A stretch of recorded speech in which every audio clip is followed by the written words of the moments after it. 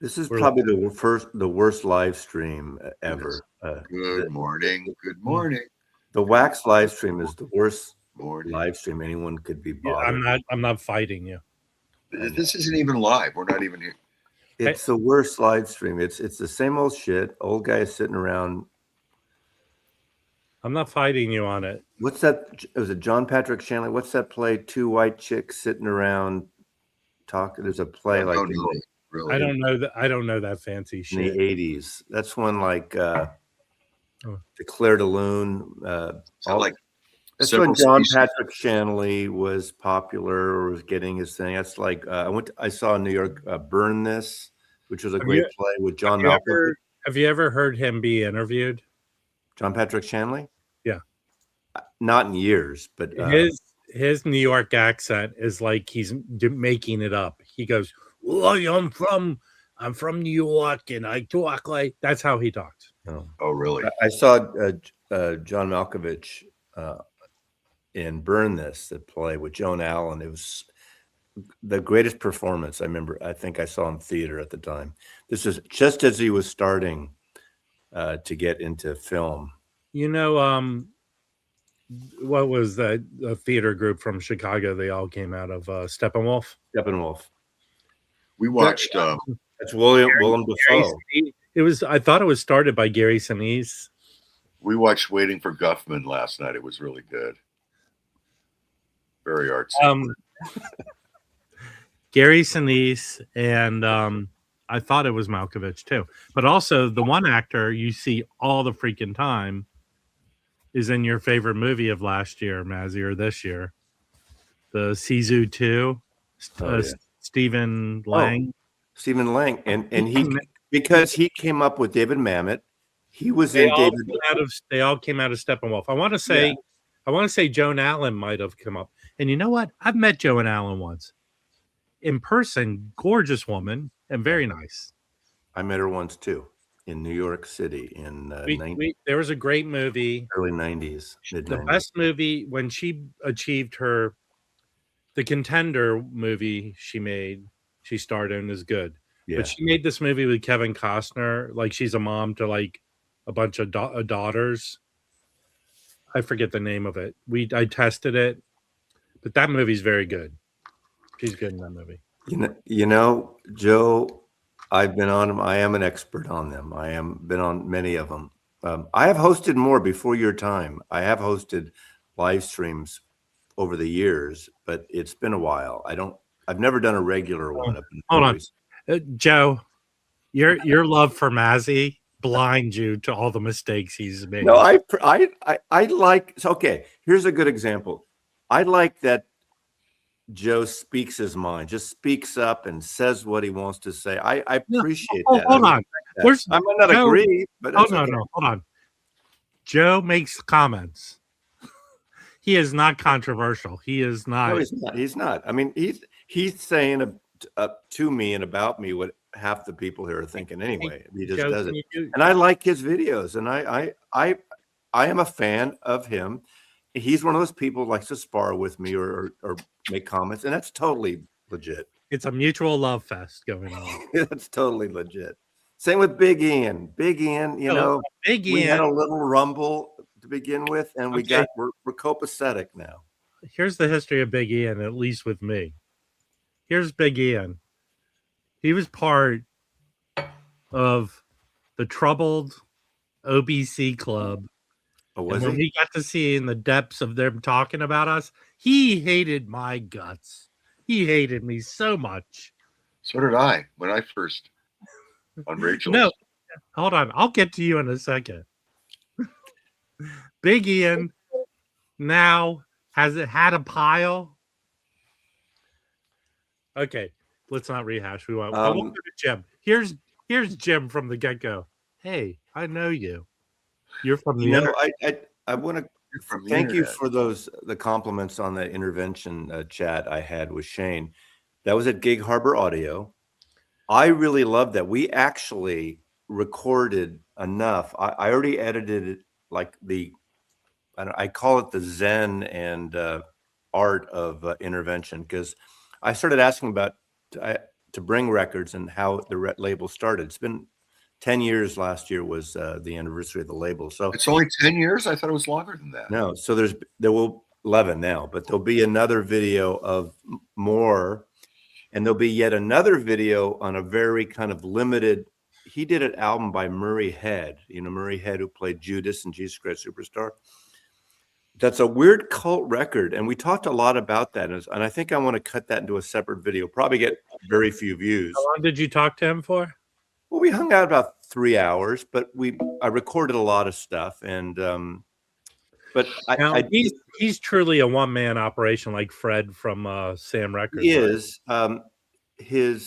Yes, he is, but that's not his main gig, or it's a parallel main gig. He is Jim would respect it. I don't respect it. He is a high-end audio distributor. I don't know what products, but we're talking high-end that he didn't tell you what products. I didn't ask because I don't wait, hold on, Mazzy. Maybe we can break some news this morning.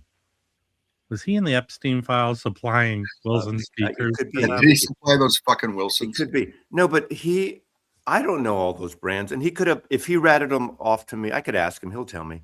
But I mean, he does a lot of carts. I assume he makes way more money doing that. Oh, I'm sure. But the detail he does with these records, and we talked off the record too, which I'm not going to say here, but the licensing, how hard it is, and working with the labels and shit that happens. So I tell you, when you finally get an independent, like Craig, we know from Analog October, I don't know if he's here now, it is not easy. And all the shit you have to go through, from the licensing, from photography and design. I'm trying to do it now, and it is a lot of money. I'm getting to speak with the people that make the decisions. Yeah. They're just not making the good. We talk about some labels too. What happens is you license something and you want, like 3 years later or whenever you want to do a repress. It's not always baked in. You can get the same thing, and all of a sudden your licensing cost can be twice what it was 3 years ago. And you got to find out, is your customer willing, instead of paying $40, will they pay $50 or $55 for a record? Some will and some won't. And it gets to be a point that it's not worth it. And of course, now the difference is some of the labels, we know Rhino and Vinyl File, are getting into it themselves on the 33, leaving 45s to people like Chad and others. And it was an interesting conversation of hearing that side of it. And we didn't record all the stuff, but I think those kind of videos don't get a lot of views. Like, people would rather see a fucking top 10 video. How far in the future is he? Like, how many titles? He has like a silver spacesuit he wears and a helmet, and the future. Well, I asked him. He has another 1 or 2 Sun records on the table for this year. And so he has like 4 releases a year. Well, it just depends. 1 for sure, maybe 2, but and I even asked him, I said, is it more than 1? Is it less than 3? He wouldn't really say. And that's not me divulging anything. He did say, and he wouldn't tell me, or I didn't ask him after, I kind of forgot, but there's another project he started working on about 1.5 years ago. It's nothing to do with Sun Records, and he's dealing with the artist now, which hopefully will come out this year. He didn't say what it was, though. I don't know. And I wouldn't obviously say so. But that Clifton Chenier, I got that teaser earlier, Jack. That's remember that teaser last year? There was a preview single. That's what it was. The thing he did with the Stones covered one of his songs. But Jim and I met him. I don't know if Jim met him before when we met him. I met him a long time ago. We met him at an audio show, and he was holding court, telling us all the trials and tribulations of running his label. So, very nice guy. Oh, you know what? Well, Mazzy's not here. Yeah, he ran away. He stormed off. Let's see if we can get rid of him and get Harry back up here. Okay, calm down, Jim. Vibrate mode. Yeah, sorry, Wingnut Dan. Yes.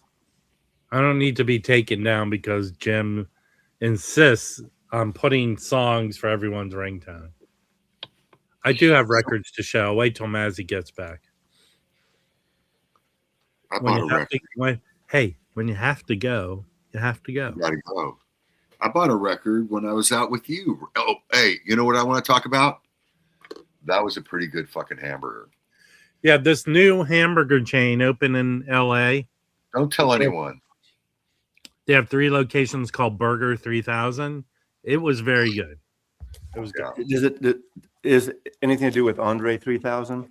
No, actually, no. It's weird. This happens to be a double 45 from Andre. It's the only way he releases. This is Murray Head. He released another Murray Head record before that. No, he didn't. Yes, 100%. Okay, well, this is a really interesting cult record, and he worked with Murray on it, and they ended up paying so much with the book design and the paper insert booklet. He made it better than the original in terms of the design. And those of you, Murray Head was bigger in England, never big here except for the song Superstar. No. He had a couple things, but he wasn't very big in the States. No. There was a musical called Chess. He starred in it. Yeah. And he had the hit song from it that was like... I know, but he's not a big... He's one of those stars like Minaj, what's her name? Who's not huge in America like they are. He was like very similar to Nicki Minaj. Yeah. Well, not Nicki Minaj. What's her name? Kylie. What's her name? Well, why can't there be a male star that he's comparable to? What the hell are you guys talking about? Tommy Steele. Okay. You want me to say Tommy Steele? You don't even know who Tommy Steele is, probably. Yes. Tommy Steele was a star of 60s musicals, Babes in Toyland. Come on, Mazzy. No, not that. Not Tommy Steele. Then what's his name? Someone help me. There's these British singers that came just before the Beatles and during the Beatles. Thank you, Richard. Anyway, okay. This is a cool record. It's a concept record. It's kind of a cult record, but this was one of his labors of love, and it actually, I think he'd like to do another pressing. He doesn't know if he can afford to do it because of all that went into it last time, and it's a double record. And I'm not sure if there are any copies. He does do some SACDs too. So anyway, he played Judas in the original Jesus Christ Superstar. Superstar was a big hit for him. Yeah, Kylie Minogue. Not that. Yeah, in the gay community too. What is that? All right. I don't know. Very interesting. Very interesting. Anyway, Warren Harry. He gave that to you when you met? No, I bought this. I bought this when it came out.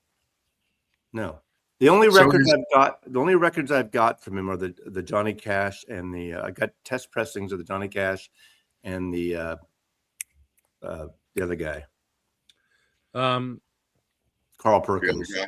No. Carl Perkins. So is Gig Harbor a really cool place? I mean, is it? It's beautiful. It's gorgeous. It's I think a big retirement town. A lot of like rich old white people, and there's a really nice store with a wine shop behind it. Right. 3 guys walked in when we were setting up, or we ended up going downstairs in our little extra room to record. It was quieter. Some guy goes, "Mr. Maslov." He recognized the YouTube thing. Very nice. Oh no, Mazzy getting recognized in place. But no, I've been down there a bunch. It's It's basically when you're going to Tacoma over the bridge to Kitsap County. How far of a drive is it? 45 minutes. Without traffic, 45 minutes. With traffic, maybe an hour, a little over an hour. What record did you want to show, Jim? I bought this. No. This is how Jim buys records, by the way. This is a perfect example. So this is a record. This is a Ray Campy and the Rockabilly Rebels. I got this at Deadly Wax. Now tell everyone the reason you bought the record. Because do you see this guy here? He's one of the guitar players. Yeah. He is from a band called, his name is Jerry Sikorsky from American Patrol. And Jerry put a new electrical service in my house 20 years ago. So I wanted to share that with everybody. He bought the record because the guy, his real gig to make money. Jerry's my electrician. Jerry was his electrician. That's why he bought the record. You know what's going to happen in 5 months? Jim's going to put that in the bag and take it to Atomic and get $1. I will never trade this record in.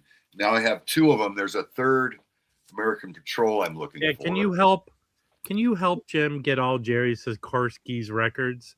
Because he's the best electrician who's on vinyl. He's the best electrician that ever played with Ray Campy. Ray Campy picked up Jerry Sikorsky out of Van Nuys High and plucked him out and took him to fucking England. Any of you in the chat, any of you, can you tell me who Jerry Jumping Jerry Sikorsky and American Patrol, someone from LA? No, American Patrol, I've seen that album before. I have seen it. Dan B, yes, I crossed the Narrows Bridge. There's no other way to get there unless I take a ferry, I guess, to over there. But that would be ridiculous from where I am. I mean, yeah, it's a quick drive. Now that they it took them 10 fucking years since when I moved here to fix that freeway around Tacoma there. That I think they were working on it before my time even here, and it was a shit show. You'd get bottled up there, and they finally, 2 years ago, finally finished it. I heard they had problems. It's like a bottleneck. Is that a bottleneck? Yeah, it's not anymore though. It's nice. They finally got it together. Harry knows that too. Listen, Jim's old. You would think he had experience hearing phrases before. You don't go to Harry. And I said, Harry, we're driving in a bottleneck. And he goes, what's a bottleneck? You hate paying tolls going over a bridge. It's a fucking bridge. It's a fucking bridge. It's a toll bridge. You buy gas. You buy records. Yeah, but paying tolls to go over you have an easy, with those easy passes, you don't even know you pay the toll because you're not putting the money out. I don't know I pay the toll because I don't pay the toll, and then I got a ticket in the mail a couple of weeks later. See, we have these fast pass things that, they have, I don't know. So every bridge you just drive through, you get a discount compared to if you were stopping paying cash. 25 years in construction. You guys got so ripped off on can I hold on 1 second. Mazzy, can I ask a favor? When you're doing the traffic report, can you do this? Yeah. And we're all out in this up here. Yeah, you saw that thing. Some guy got upset that I said the word fuck. And why do I have to swear in my videos? Yeah, why do you have to swear? It's a sign of mouth. All right, I'm not getting political, but there's a clip going around social media of a pastor. Obviously, when you say that, you are getting political. There's a pastor at one of the mega church, and he slams the alternative halftime show because he said all those artists have filthy language. He was like big on against filthy language. And he goes, another thing, our president, clean up your language. I think so. Okay. Well, it comes from the top, yeah. I'm going to show some records, okay? Because I picked up records. I don't know Sean, Harry. I know hold on. Eric is the owner. Baggy, are you here, Baggy? Rufus, whatever you're calling yourself now. Very campy. Anyway, let me. I'm big. I'm talking. Save your stories. Okay. I'm sure. Shut up. You got to jump in. Shut up, Rob. Don't be an asshole. You were such an asshole to Harry yesterday. So was I. Or Tuesday. No, hold on. I apologize, Harry. But Rob was a bigger asshole. Mazzy, I look at our I go on YouTube and I look at the numbers. Traffic time is low. It lowers the. Okay, so Baggy sent me a stack full of records. What? He had promised to send me a long time ago. He finally did, but he said this is one of his favorite albums. This Blue Mitchell on Mainstream that was reissued by Newland, I think, a couple years ago. And I listened to it last night, and it actually is very good. It has a good lineup on it. So if you find this for a good price, I'd say it's good. I'm not a big Blue Mitchell guy anyway. I picked this up, but because I've been looking for one, and Meba finally had a copy of this Rhino Hi-Fi because this is one of my favorite records, and it's one of the best records ever made. That's a good hi-fi. Yeah, I listened to this, and this was good. It's a fantastic album.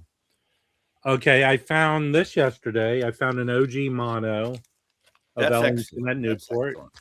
Nice 6i, very clean. Very Hard nice. to find these clean. Does it have Jerry Sikorsky on it? No. No, but I believe one of the members in his orchestra might have been an electrician. Sikorsky. This is one of the best albums. If you see it, you should grab it. This is a 73 reissue where they use the old stereo label, and this sounds amazing. So what's that? Better Records? What do they call hot stampers? Hot stampers, yeah. I'm calling this a hot stamper. Anything on contemporary, I'm telling you, it's a great sound. No, go get, they're recorded well, but go get the 1973 stereo pressing with the green label. Get this one. It's the hot stamper. It sounds like it was remastered today by somebody. It's so good. Hot stamper. Sometimes a hot crapper is more important than a hot stamper. So this company that is reissuing like avant-garde, kind of free jazzy stuff, Fredericksburg Records. They're out of New York. So this is a very expensive, if you find an original of this Charles Tyler ensemble, and they just reissued this. I ordered it, and it's excellent. Nice gatefold jacket, and there's a nice brochure thingy inside. Insert? No, it's not an insert. It's a brochure thingy. A brochure thing. It's like, here, I'll pull it up. Really nice. A booklet. It's actually literally called a booklet. Yeah, booklet. It's really good and very well done. Pictures of the tapes and all that good stuff. Yeah, the obligatory tape box. You got to do that these days. Okay, but here's the record. Here's the find of yesterday. And I heard that this existed. I didn't know it existed. And I found a copy yesterday of the, there you go. Oh, yeah. The Paul McCartney Ram mono. You know what's interesting about that? What's so weird about that came out when the archive box came out of Ram, the expanded thing, around 2011, is it? Or no, 2012? This is 2012. 2012, yeah, I remember. So that you could buy that, but it's so weird because that record. How much did it cost when it came out? 40 bucks? Like $20, 25. Yeah, it was not 40. Yeah. I mean, records were $20, and anyway, and it had that white cover. It looked like a test pressing, but it's weird because in 1971 they weren't doing mono mixes, so it's weird that there's a mono mix of that album. Well, okay, he went back and did it. I looked it up, Mazzy. I looked it up. One country released it in mono, like a legit copy. What country? It's weird that they even mixed it in 1971 in mono. Yeah, I understand, but one country did release it in mono. What country was that? I don't know the answer. Brazil. Oh. And then it's numbered on the label. Yeah. You have to. And it sounds good. It's good. Yeah, it's better in stereo. That definitely. The stereo is better, Frank. Here's the reason it sounds better in stereo for one song on this album. And I'll tell you this. Here's my Beatles memory or Paul McCartney memory. I was a little boy. When did this album come out, Mazzy? 71. Little boy, 3 years old. I remember standing somewhere and the hands of Uncle Albert was playing. That's a distinct memory for me at being 3. Jesus Christ. No. All right, well, here's how much it cost. Playing Uncle Albert. Yeah. That's a memory I have. Here's how much it cost. Oh, $22. Yeah. I did not pay $22. $22. I paid less than what it goes for. I can't remember if I gave one away. And I had 2 copies, and about a year or 2 ago, someone, I don't know, maybe did I sell it on auction or did I trade it or gave it away? It kind of goes for $85 now. If you pay more than that, you shouldn't. Yeah. I think I saw 3 or 4 copies on eBay that a couple were sealed, but a local store had it. They posted it. No one bought it in a day. I went over there and got it the next day. The thing about it is I'm happy. I can smell Mazzy's feet a mile away. Smile away. So I'm recording a video of 4 proper label audio files from Vinyl and Rhino. And out of the 4, hands down, the best one, better than the Stooges, better than Velvet Underground, better than Peter Frampton.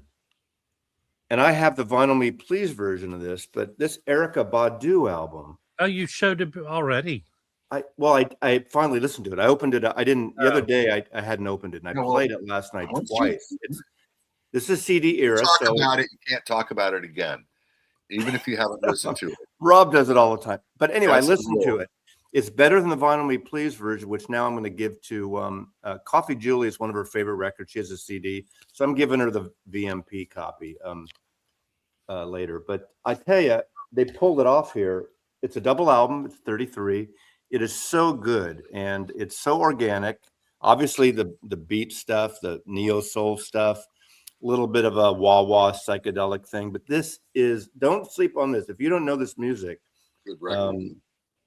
It's a really good album. There's a little bit of hip hop in it, obviously, but it's I didn't realize she had I don't know if she's married to Andre 3000 or they had a child together. Shake it like a Polaroid picture. I don't know. This is such a good record, and this version is great. So I have the other two, or the first two. This is what, the second? I think this is the second or third. I can't remember now. But so don't sleep on this record.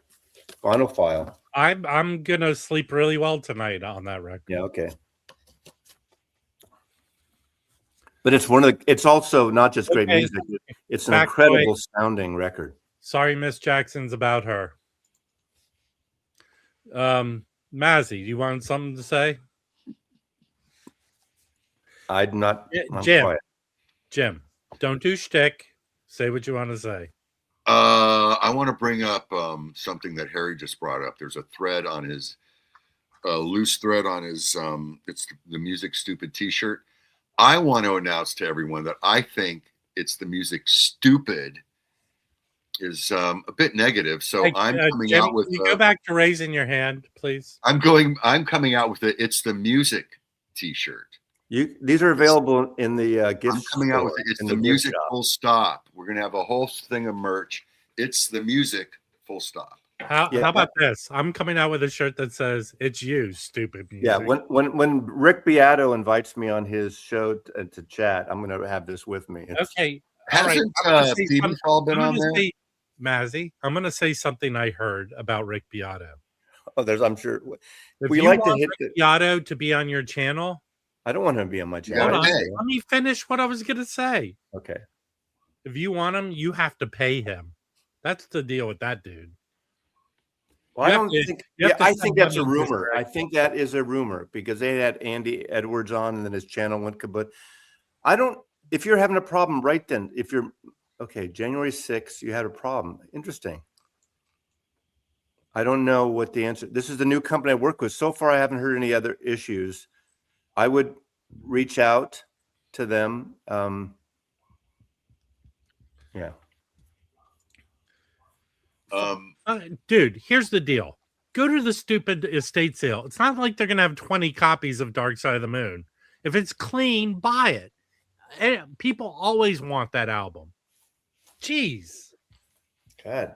And by the way, thanks for sending me the records. So, I think Kimbo and Joey are coming over later because I don't know about the same time, but Joey Callio got his test pressing yesterday from his Record Store Day release. Yeah. When are you going to get a new turntable, Mazzy? Why would I? Because you're using a Rega. He got it like 2 years ago, right? Am I wrong? I got a demo 2 years ago. You got a really good deal on it. Get one of these new tech. Hey Jim, when are you going to find a deal for me for a? It's going to take a year. You got to hold your horses. Despite what people think, I pretty much, when I get something I like, I stick with it. I mean, I had my last system for 20 years, which is, I think, a long time without changing anything. I've been here 12 years. Well, in the 12 years I've been here, I've changed everything, but not at once. On all my three main components now, except for my CD player, which is an Oppo, all my components were demos, or I have a recommendation for you, Mazzy. Yes, because I know there are videos to correspond with these changes in your system. Make a playlist of how your system has evolved till today. Well, I'm too lazy to make playlists, actually, but I will make a new. I think when I hit 6 months with these speakers, I want to talk about, because I tell you, the BMWs, which I liked, I had those for 7 years, I guess, 6 years maybe. And I realized, as good as they are, they're too bright for this room. And these spenders were the perfect antidote. You know, I know whatever you suggest, you should get speakers, someone like Jim or these audio nerds will tell you 20 other speakers to buy. And I get that. Spenders are that's all you need. Well, you know, at this point in my life, I don't need another set of speakers. Spenders can be fantastic fucking speakers. I like that British dry sound a lot. I've got Harbeths. Yeah, I like Harbeths and Rogers. You know, they had a pair, you know, Rogers is also a British kind of a BBC Rogers, staff. yeah, they were. They had one of the systems up at Gig Harbor with these Rogers about this big, Jim. I don't know, like 12 inches, 14 inches. Rogers. They sounded fucking amazing. They're going through a tube amp. They sounded so fucking good in that room. My first great speakers were an original pair of Rogers LS35As. And I had them for 20 years, and they were fucking fantastic, with a Dynaco Stereo 70 and a Conrad Johnson PV2 preamp. By the way, you're making all these names up, right? Pretty good shit. And I bought the preamp from, Okay. Rogers. I'm not going to go full rant, but here's my little thing. No, not Rogers Sound Labs. What's the deal with naming audio equipment? I don't get it. I don't understand it. Rogers LS35A, the guy's name was Rogers. People's Rogers, names. Harbeth, they all worked for BBC, and they all developed. I get the name that the guy made it, but the numbers and the thing and that, come on. Hey, your old Technics is great. The new ones go up to, well, they've got a $5,000, a $4,000, and they even have a $25,000 one. Oakenshields. Andy Edwards whining about musicians makes the guy's a genius. You know, I did listen to the thing finally he did on Rick Beato like a month ago, whenever. And the thing about him, he hits that thing that, and the reason he gets those things, because when you do those rant videos, even though he calms it down, you go over the top. People love those videos. I learned that the thing that pushed me higher than I had been at the time is, when did Eric Clapton become a friggin' wanker? You know, people love those videos. And then my wanker list. So if I decided to do everything like top 10 and the shittiest this and the asshole of this, I would probably get 10 times more views and subscribers doing that stuff all the time. I like doing that once in a while. Hold on. That's what Andy Edwards does a lot, and he's really good at it. You get plenty of views, Mazzy. It's just funny. It's funny when someone leaves a negative comment, how much that bothers you. It doesn't bother me, but I like to use it. I like to respond. I like to bring it up, you know, like that. Don't say fuck, you know, you have to swear type of thing. So, yeah. Hey, Eric Schultz, are you still around here? Can you left a comment on the other day's stream? Can you let Harry know the comment you left, please? So, Harry, Clapton announced his final world tour. That's a true thing? Is he going to do like a final stint at, you know, he does a residence at the Royal Albert Hall every year, at the Royal Albert Hall. Maybe I should do Eric Clapton. Finally, the wanker is retiring. These guys are going to have to start doing residencies. They can't tour anymore. Well, he does that every year. He rents like, what is it? Not a month, but a week or two at the Royal Albert Hall, and they do a series of shows. That's why he did the concert for George there. You know, he hosted that. Right. So that's the kind of thing they're going to. Andy Edwards is a whiner, but that's his shtick. I don't watch him on a regular basis. I used to watch him. I get that. I don't know this guy. I've never watched him. He's a British guy. He does a video every day. It drops at 6 p.m. British time. He's a Brit. He's like a proggy drummer, a fusion drummer, like jazz rock fusion. He knows his shit. He's like what Mazzy would be if he was younger and more relevant. Exactly. And he has just as shitty taste, maybe even shittier taste than I do. But he actually likes good things. He did things on Louis Armstrong and Django Reinhardt, and so he knows his shit. So. I got to tell you, the loudest concert I ever went and saw, loudest. My ears were ringing for like 2 weeks. Eric Clapton. Really? Yes. It was the Money and Cigarettes tour. And that was the album he came back from losing his ability to play because he did so much drugs, right? He had to rehabilitate himself. Right. It was a good show, but damn, it was so loud. But loudest show I ever went to was, and it was a mistake, it was Billy Joel. Unlistenable. It was so fucking loud. Well, it's unlistenable anyway. It doesn't have to be loud to be unlistenable. No. I saw Billy Joel. He played Dodger Stadium like I don't know years anymore. 6 or 7 years ago. It was a great show. And it's a good venue for a concert. Better than the Rose Bowl. I saw U2 do the television show at Dodger Stadium. It was great. They made it work. Well, there you go. Yeah, that was the worst show I ever went to. And Frank Zappa played the LA Sports Arena once. And Harry, I think that's great. I don't have any, as much as I love Carole King and James Taylor, I have no desire to see them again. I don't have much desire to see any of the legacy artists of my generation because I've seen almost all of them at a time when I really enjoy it. I'd rather go see a new band at a club here at the. Let's all get tickets to go see Rosalia do her Lux tour. Well, you know, Mazzy, it's sold out already. Mazzy, if you call out my name. No, I mean I'm glad they're touring. I love it, but I don't. Are they touring together? Apparently, I guess so. They've done that before. It'd be a great show. Yeah, I'm sure it'd be a great show. I don't feel it. I'm not feeling it to go, you know. Listen, okay, I'm going to help Mazzy out. I'll be the bad guy. All you rockers who are pushing 80, fuck off. Mazzy doesn't want you to play anymore. No, I don't say that. I think it's great they're touring it. I mean, I do say that. Actually, I wanted to go. I missed it a few years ago. Boss Skaggs played that big casino new Harry, you know, the EQC, whatever it's called. And I kind of wanted to see that again because I like Boss Skaggs. This guy did a thing at Amoeba last night, the Zach Wild guy. I think he played a little thing at Amoeba. Who? Zach Wild. What Matt's talking about. There was a new announcement today. You can't pre-buy it yet, and this is there's only probably a handful of people in the gallery that really care. There's a vinyl and CD component of Super Furry Animals, but they're early rare stuff that was either EPs that was only released on EPs. It's coming out on vinyl. That's coming out in I think March. Yeah. I think April or May. That's coming out. I would, you know, Dan, I would definitely today see Wet Leg over Carole King.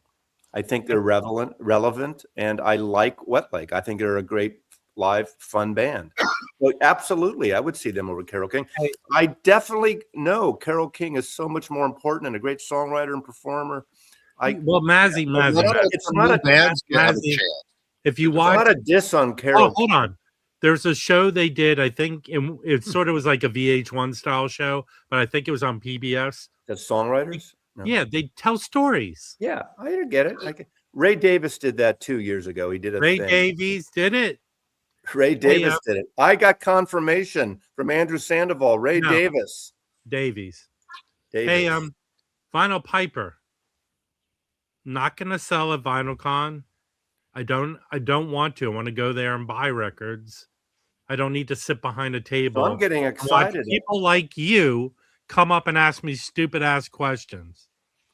So I'm excited. Kimbo's coming to going to Vinyl Con in LA. I'm going to be there. Hey, Vinyl Piper, and here's a statement for the world. Any VC person who tries to sell at a convention is a grifter. Okay? You know, Ballroom, it's Davis. Okay. It's Ray refers to his name as Davis. Now, Dave, on the other hand, doesn't care. He does Davies or Davis. But Ray, it's Davis. Listen to Brian Matthews in the 60s. Listen to Midnight Special, where Ray introduces his brother as Davis. Andrew Sandoval, who has that Kinks book. Watch my video. Let me finish. Watch my video with Andrew Sandoval on his big giant Kinks book. It's Davis. So fuck you. Fuck you and fuck everyone you know. You're forcing me to do something that I don't want to do. I've never done here. And I'm trying to figure out how to do it right now. So I'm going to do a poll. Is it Davies or is it Davis? That's an opinion piece. That's not factual. Don't do a poll. Mazzy. Is your real name Mazzy? Real name Mazzy. It's Maslov. That's your real name. Well, that's a nickname. Mazzy's a nickname I've had. Maz. All right. Listen, people. Jim is a nickname for me. It's not Jim. It's Davies. It's Davis. Okay, now listen to this. Jim and Wax, we need to come up with a place. What's a place that we all could meet to eat one evening? Oh, that's easy, Mazzy. Pinocchio. It's like Burbank. We're all over it. You know, trying to organize 10 or 15 people is a shit. I don't want to hear from you anymore, Michael Dawson. Thank you, Michael Dawson. On your video, today's Thursday. Okay, Michael Dawson, you're going to record your Friday video today. I challenge you to include one Ray Davis album in your video today. That's my Mazzy challenge to Mr. Dawson. I think that we should meet up at a place that's not far from the Vinyl Con, which I think there are plenty of places downtown to go to. Well, but you know, when you go in with 10 or 12 or 15 people, it's not easy to have a place where we can have appetizers and drinks and sit around. Well, there's a place. How far is the Arts District from there, Jim? Huh? The Arts District. Michael Dawson, there's plenty of places in the Arts District to go. Do a short, Michael. How much is Vinyl Con? I don't know how much is it. Musso and Frank's is great, but not for a dozen or 15. And that unit right there, folks. That would be my favorite, but Musso and Frank's too. It's too far away. It's not too far away. I don't care going far. It's just too big. It's just too small, too cramped. It's not. Are we really going to have 15 people? I don't know. Well, okay, no, we're not. I say we go to Burger 3000 in North Hollywood. No, God. Okay, I'm staying with my friend Chris, so it's Chris and I. It's Rob. It's Jim. It's what Kimbo, part of town? Vinyl Piper. Who are the LA guys here? I don't know how many of those LA people. Hey, hold on. We've got. Did you learn anything from the last meetup? There were some of those guys that you didn't want to hang around with. I haven't seen Greg in a while. I guess it's true with Mazzy here. They're all gonna this guy won't shut up when you're with him. This guy right here. There's Delphina. Delphina, you'll come have dinner with us, right? Early dinner. I'm not going to a late dinner. Or dinner for me is 4:30, 5 o'clock. Whatever. God, you're such a. Go see Carole King and James. Mazzy. Now you know what I go through.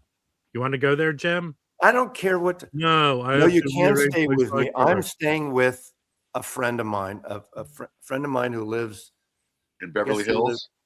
No, they live in. What did I say? Sherman Oaks. They live in. No, not Sherman Oaks. That's my friend. That's they live down around Wilshire. Yeah, near Wilshire, but they're Richie. He was my assistant manager at Record Factory. Hey, I want to point something out right now, okay? Daddy Bog, I'm addressing you.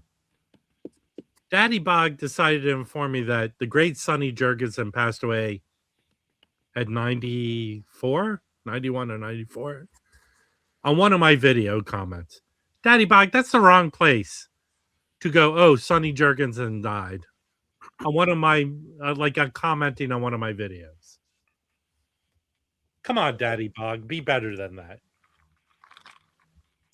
Fluffy. I'm not sure if anyone can stay out in the barn with the pig because the pig is very territorial. She bit me that time. Yeah, he has a trench with a cesspit you could sleep in. The pit's covered up. I got a new leech line, people. Wow. very stoked about that. Yeah. Whatever. We'll find a place to eat.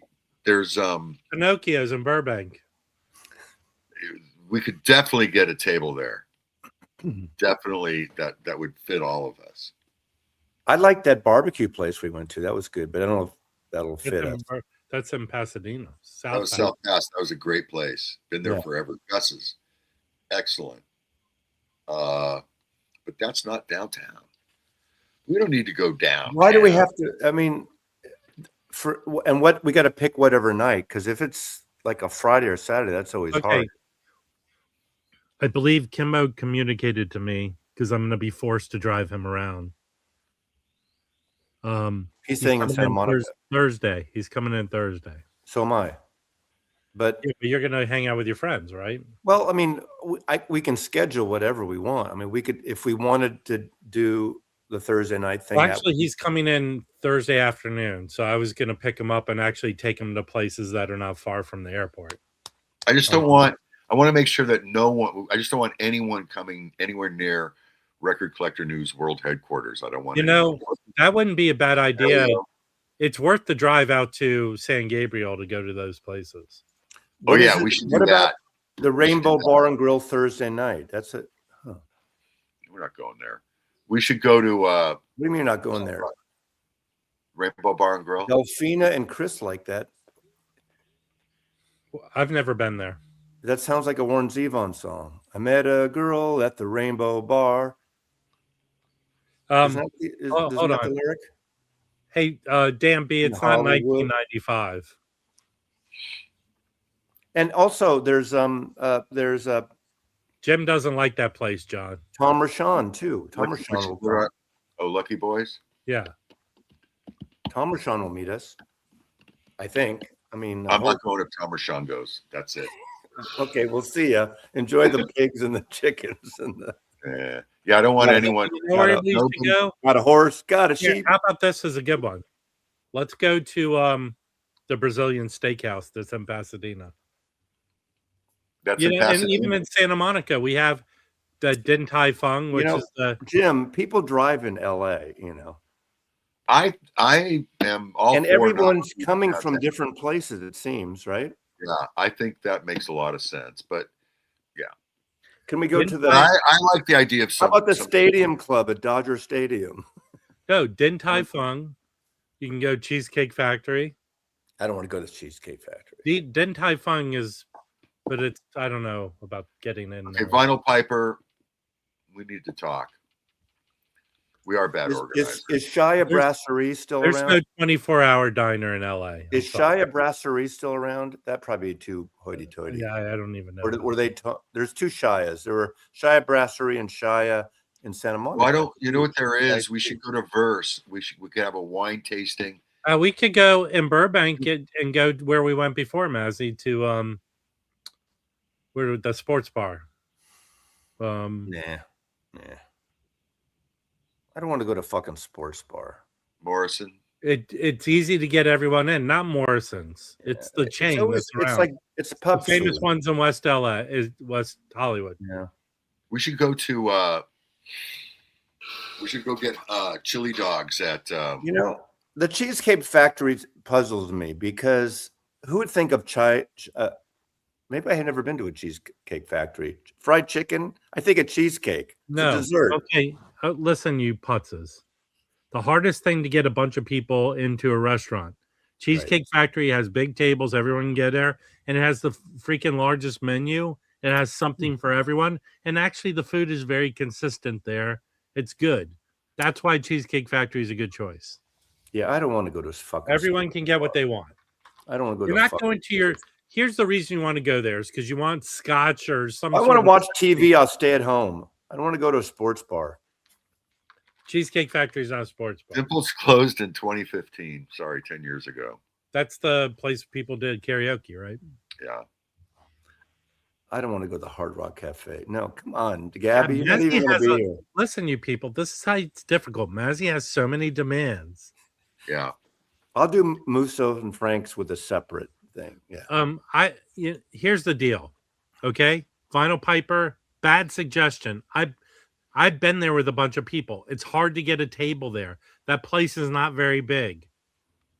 It's a bad choice. The problem is, even if you had a reservation, you get people not committing. I don't even know if they take reservations. It's hard to get a table for a lot of people there, and they serve Italian food. That's what they serve there.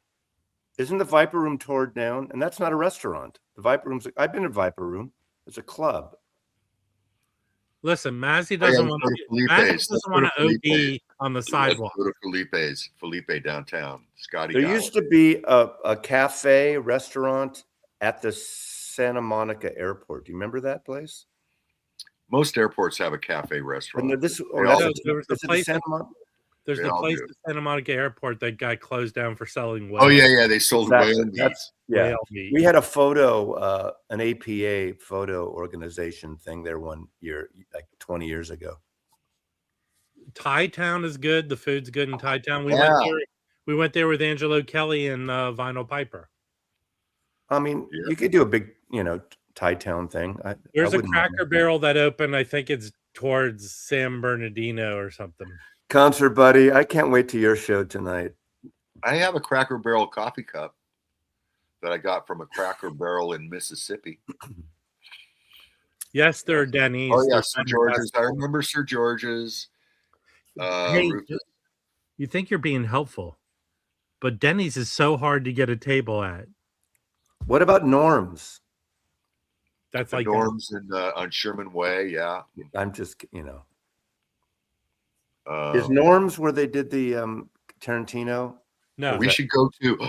Oh, we should go to Cacao's Mexicatessen. I'm not kidding. In Highland Park, Cacao's Mexicatessen. Spago above Tower Records isn't around anymore. I don't think. Is it? No, it's down the road now. I mean, the old one. It used to be above Tower there off of Sunset. Oh no, that's what I have. I have a Waffle House cup. We don't have Golden Corral here. I've never seen one. Oh yeah, we go to Water Grill. No, what's the steak place in Burbank underneath Warner Brothers there now? I forget what it's called. What? Smokehouse. That's good. Oh yeah, we go to Smokehouse. That would be awesome. Where's Genghis Cohen? I love that name. That's on Fairfax. Genghis Cohen, I think, is gone. There's a new location full of bar seats, large groups. Seats, large groups. Hey, Gabby, stick to recommending records, please. The dingo took my baby. Koreatown is good, but it's hard to get in places. Yeah. So there's always lines.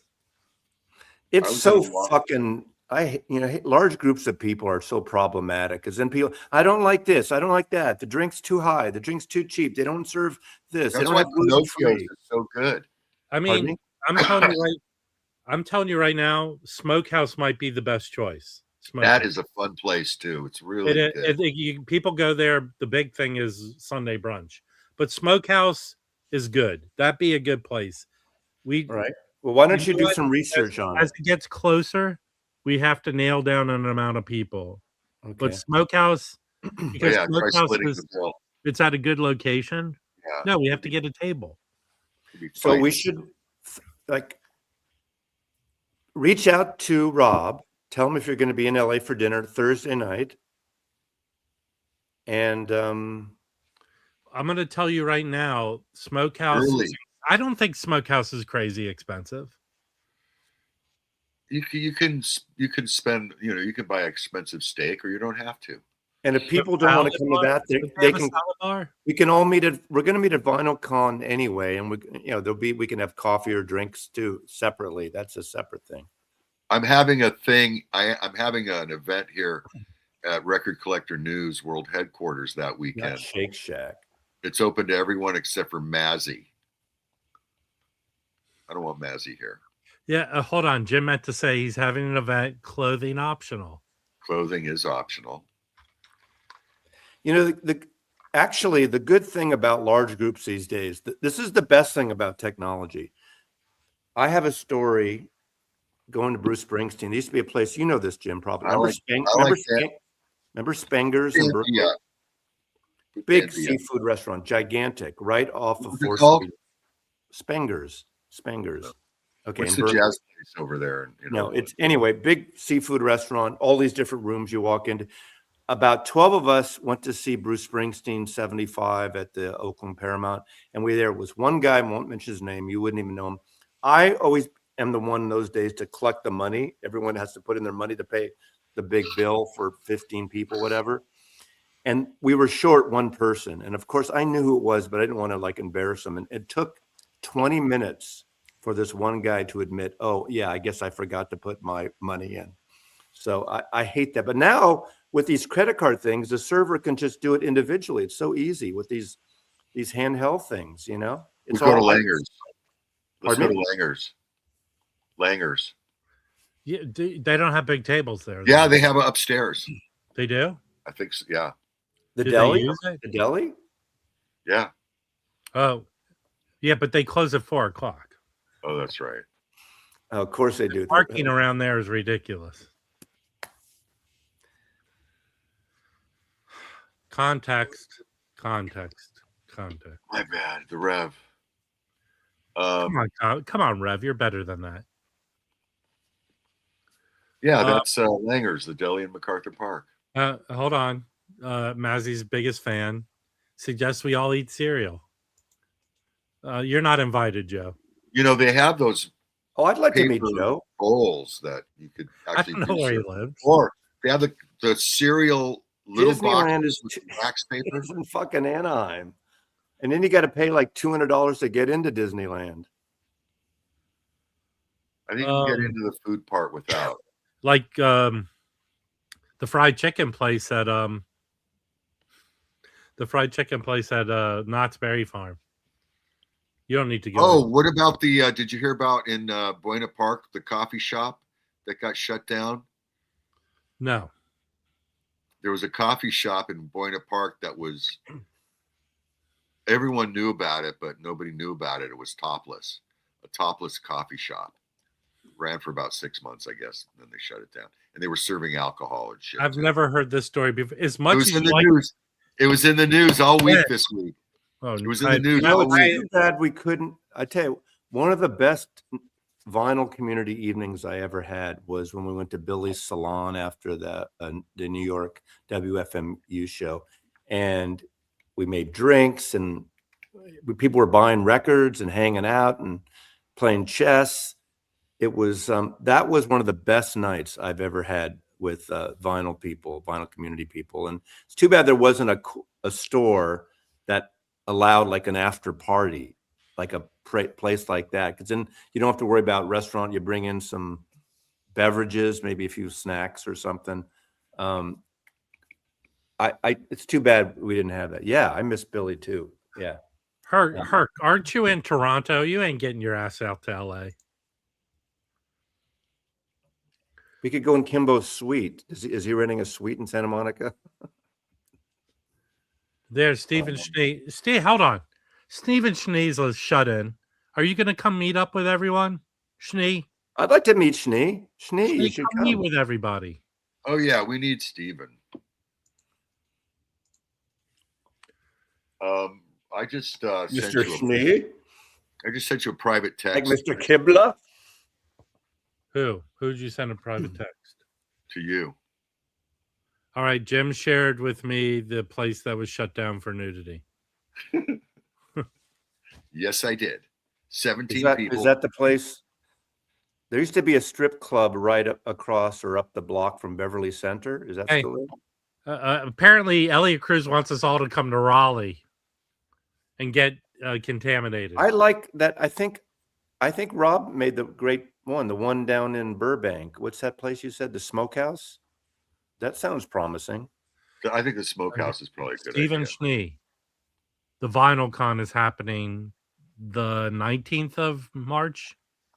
Saturday and Sunday, but we're going to have a Thursday night dinner. 21-22. Yeah, it's around there. I'll let you know where we decide to go.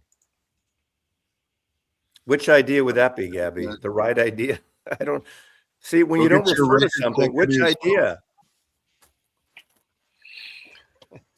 Toronto El Coyote, and Okay, that is Gabby, the worst. I want to say something to you, Gabby. I'm getting a little tired. You're like praising. You're like you're.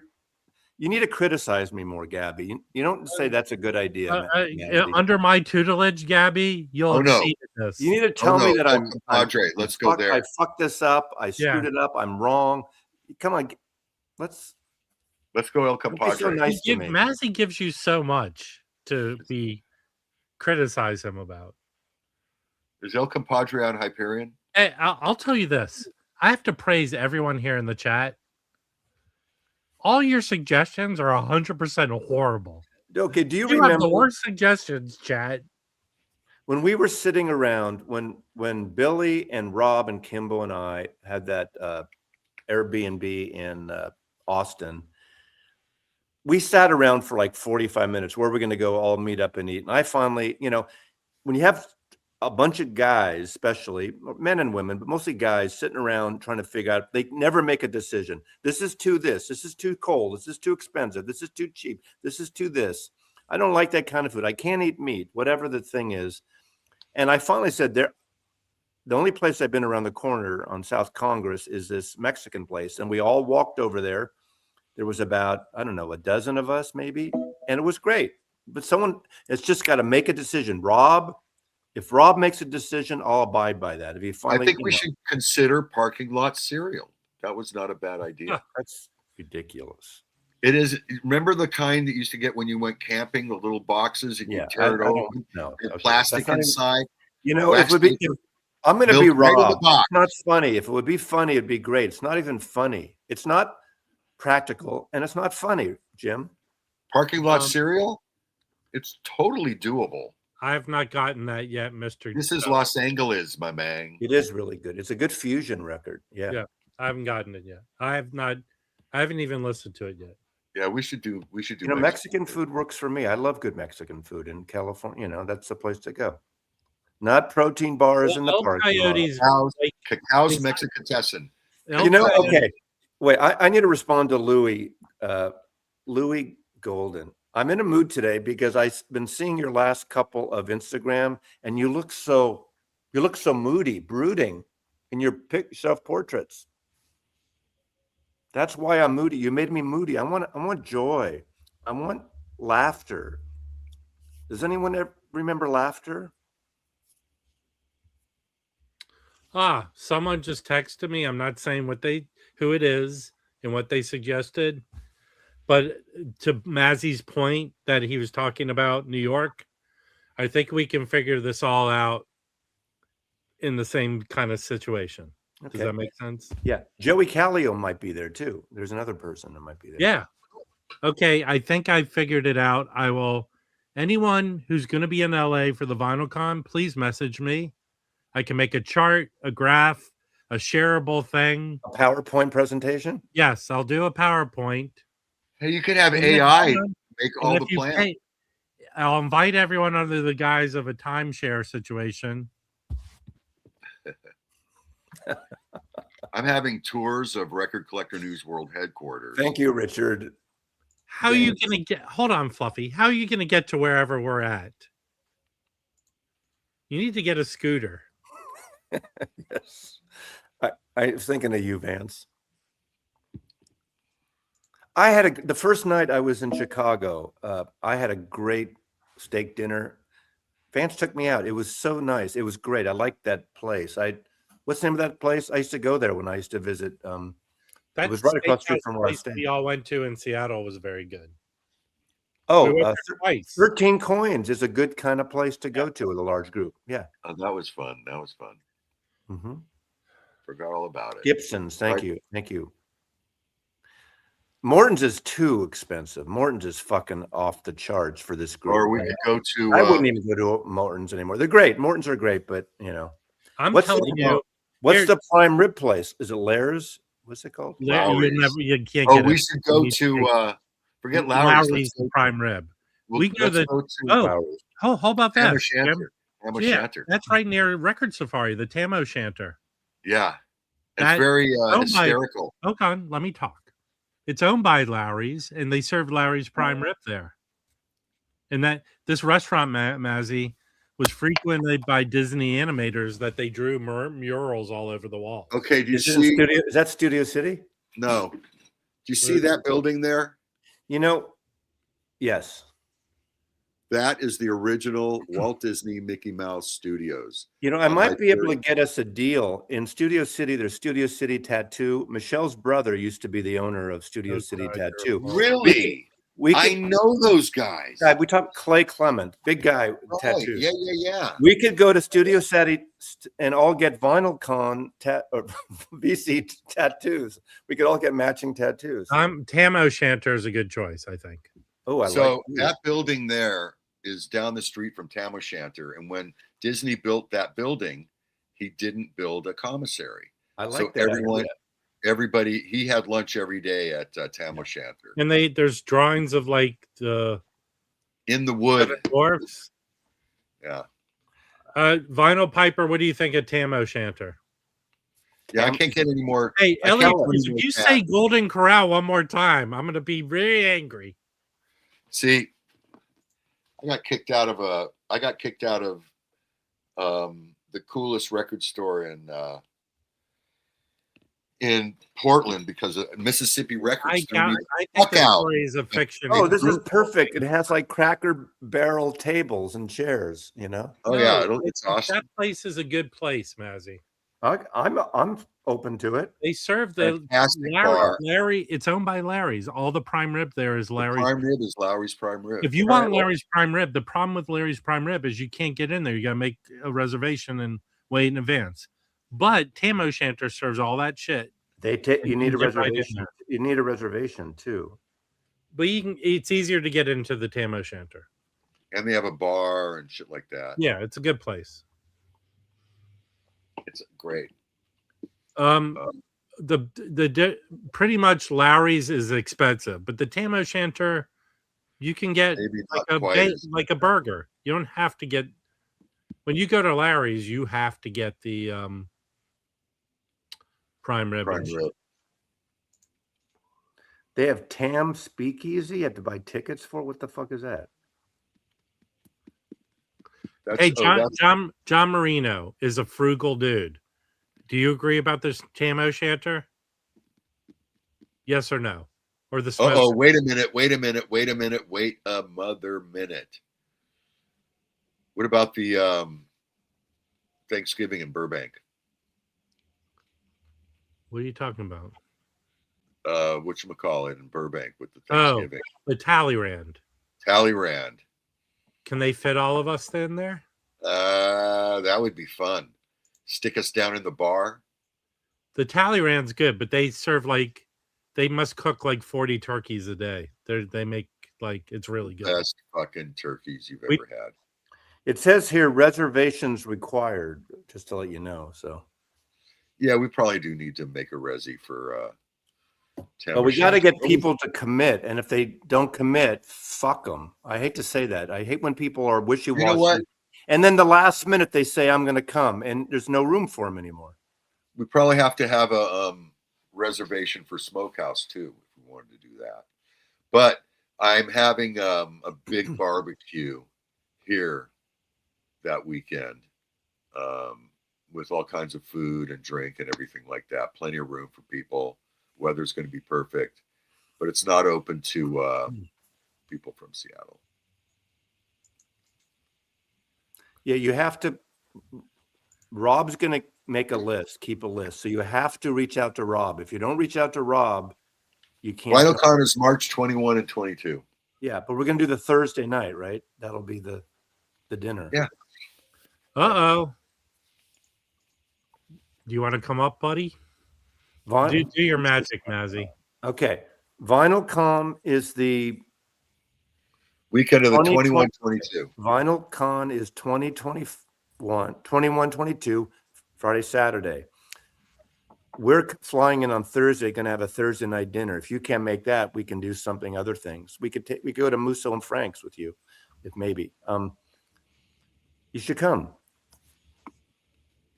Wow, that was good. What I meant is send him a link. Did you? No, I didn't yet. I can do that. Okay. let me do this. Someone talk and make yourself interesting. I will be having a just said I'm having a barbecue. We're going to have different foods. I serve. I've got Harry's clam chowder. Is this one where you pick I do my own pig fish in the garden and we pick our own fish pig slop from Fish King, and we will be serving pug.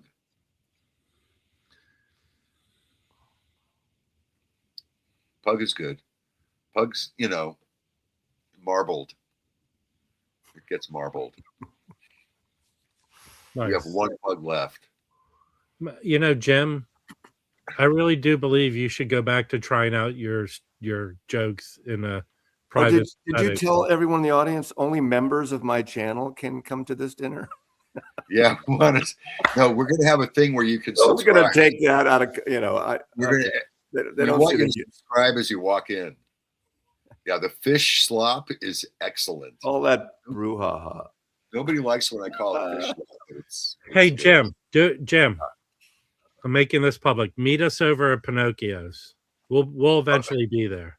If you guys aren't there in 10 minutes, should I start without you? You should do something without us. I'm saying the smokehouse might be the best place. Tam O'Shanter's a good. Let's just go to that street taco place up by Vaughn's, man. That was good. Well, all this food talk is making me hungry. I just had breakfast. I know. I'm ready. Let's go.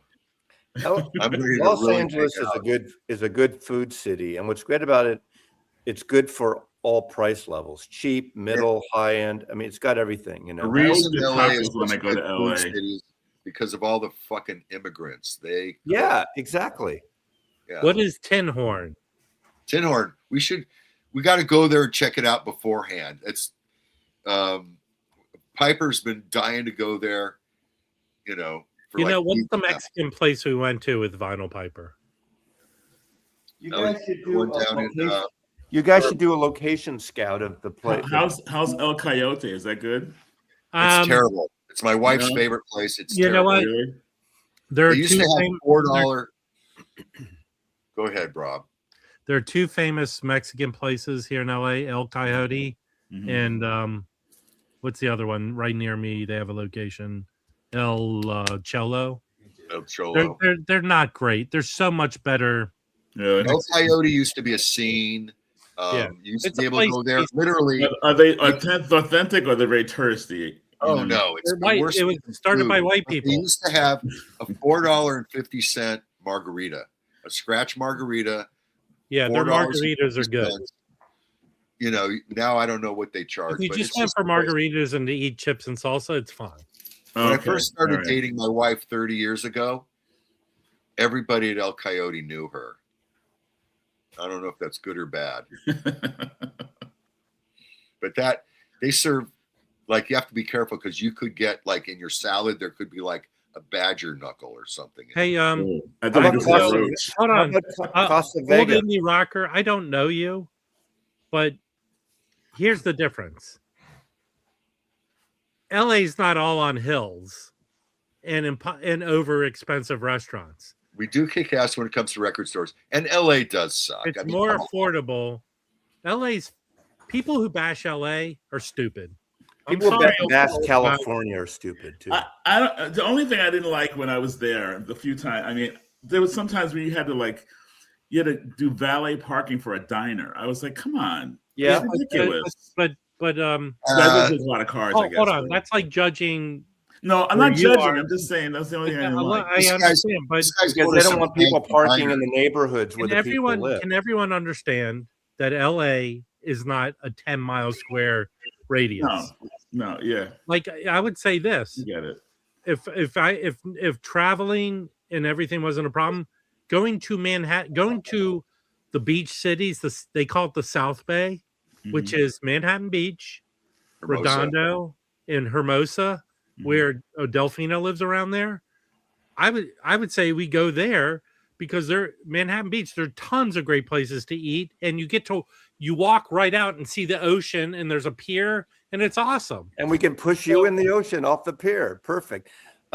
Delphine is push probably you back in the ocean from the beach. I suggested Casa Vega. Oh yeah, Casa Vega. Casa Vega. Probably not good for so many people. That's one of the restaurants. Isn't that one of the restaurants in the Tarantino? No, yeah, I used to be really in there. It's hard. No, it's not. I used to be really good friends with Ray Vega. He passed away. You used to. It was a great place. It's dark.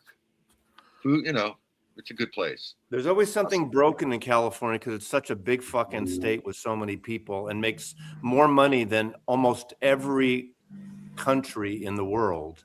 5th largest economy in the world. Yes. I always have fun when I go to Los Angeles. California's great. I mean, it's got issues like what's wrong with LA? Everybody sucks.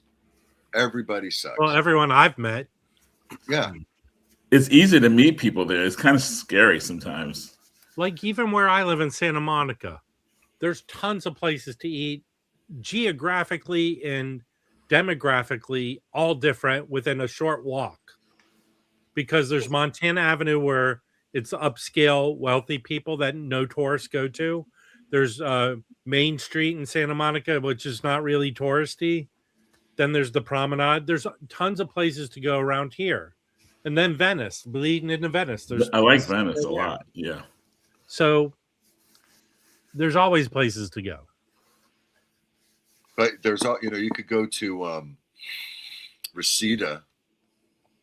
Go to Reseda and drive past the Jewish home. There's tons of places there, but that's in the valley. We're getting farther away from where we are. We go to all the way out to Chatsworth and see where Deadly Wax used to be, where the men with sticks are. Sticks are, yeah. The man with sticks. We could, we could go to the La Brea Tar Pits. I'm not going to be this person that I'm going to take you to all the touristy, stupid places. Oh, I've got the record store / serial killer dead body dump tour that I do. I can show you where the Hillside Strangler dumped bodies. Jim, what record store has the best selection of restaurants around it? You know what's really good is you can't go wrong with Sherman Oaks. How about Carnival? You know what? That's a good place. Mediterranean, Middle Eastern, really Iranian food. Yeah. Well, there's a place near Freak Beat. There's tons of places around Freak Beat. Well, that's in the valley. That's going into the valley. Well, it's accessible valley. There's a lot of, whatever. And then we can go to Studio City, get tattoos together. Yes. And also we can go to Licorice Pizza in Studio City. We could go there. That's a phenomenal record store. And there's also the Last Bookstore opened up in Studio City. There's a really good French, expensive steakhouse right there, Le Mistral. My neighbors used to, my friends I used to stay with there used to take us. And that's the one whose brother-in-law is Tom Hanks' partner in Playtone, Gary Getzman. Yeah. Before I did Record Collector News, for 10 years, I did a community newspaper in Studio City. A weekly, what's going on down the street? What are they building over here? I was the mayor of Studio City. And I had the mayor, Antonio Villaraigosa, in my office at least once a month. But not really for any other reason. Money, right?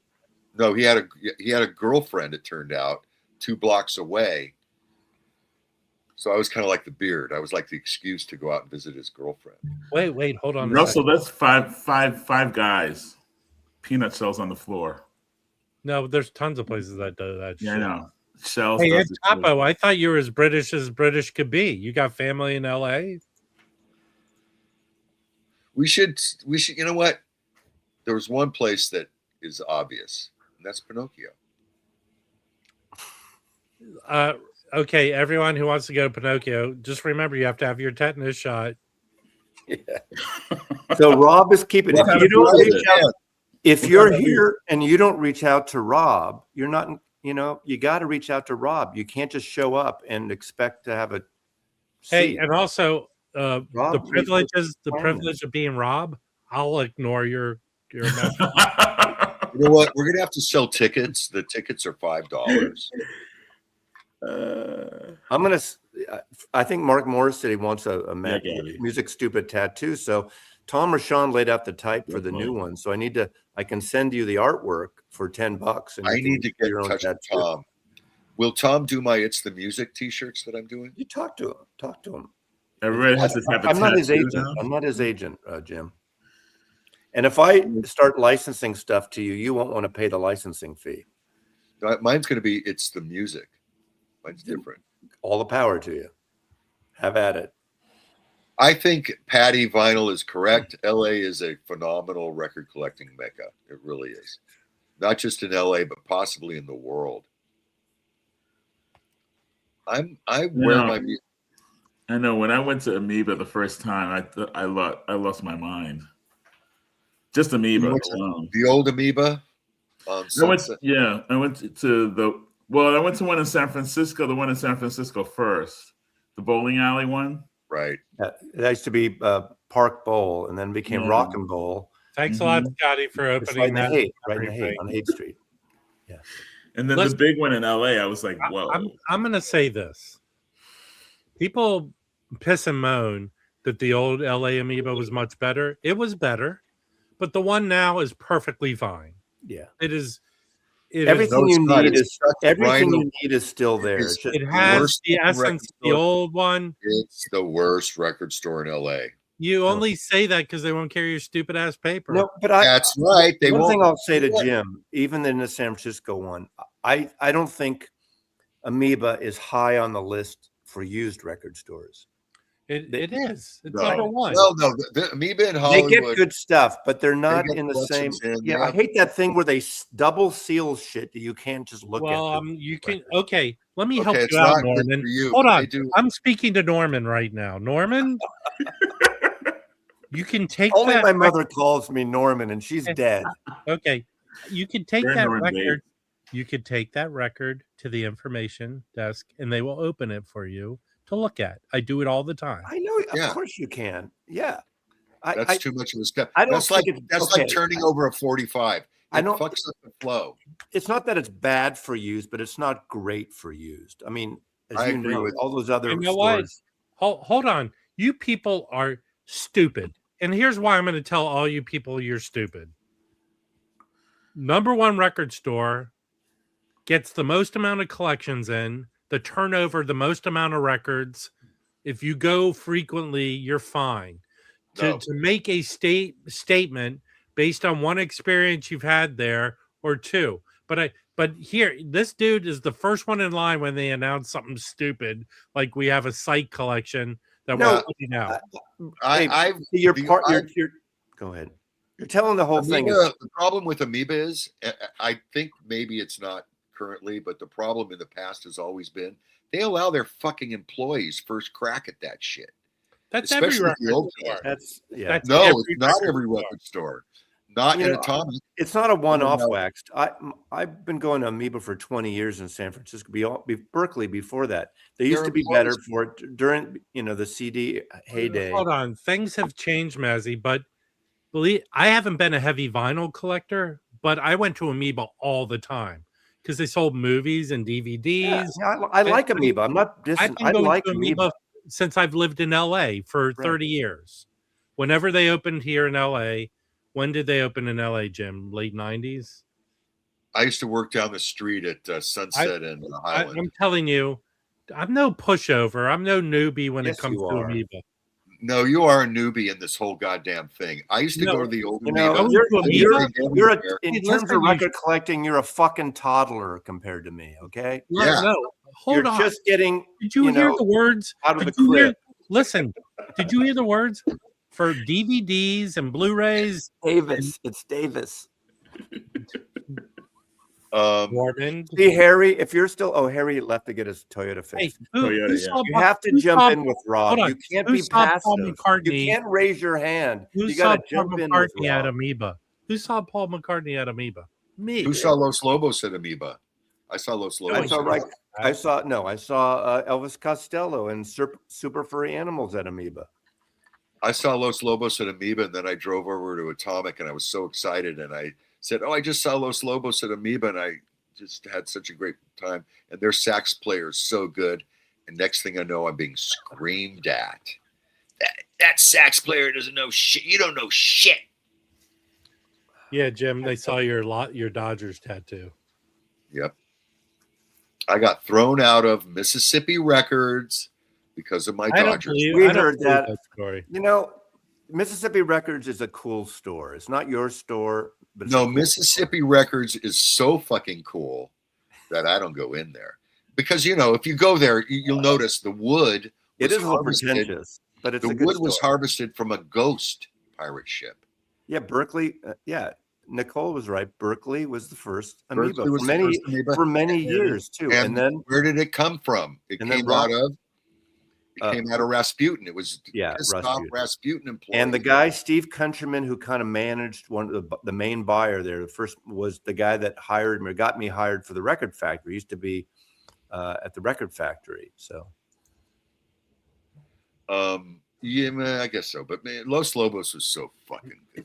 Listen, Paul McCartney was only supposed to play. He was only supposed to play for 30 minutes. He played for 90 minutes. Whoa, what a guy. What a fucking guy. The thing about it is that Paul McCartney is Weekend at Harry's or whatever. Yeah.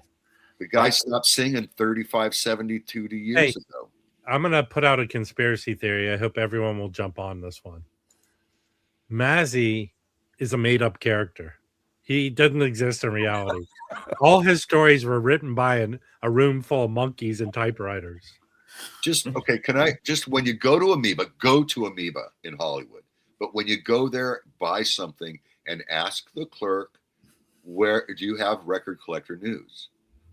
Just ask them. We did this before. Listen, you turkey. We did this before that you didn't get behind it, where they said contact them on like their Instagram and let them know you want record collector news, but you wouldn't get behind it.